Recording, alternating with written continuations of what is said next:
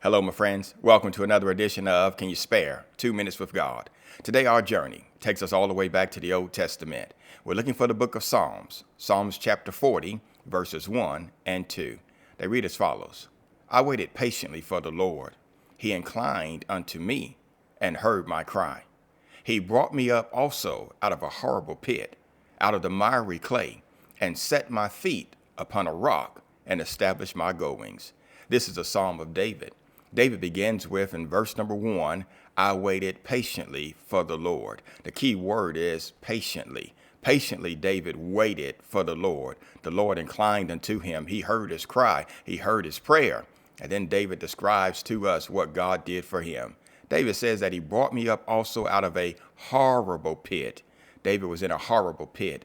This phase or this time in his life, it felt as if he was in a horrible pit. He says he brought me up out of the miry clay.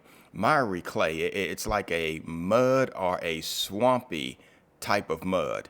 You remember when you were little and you jumped in the mud and all of a sudden you tried to get out and it had a suction effect where you left your shoe behind? That's that miry clay.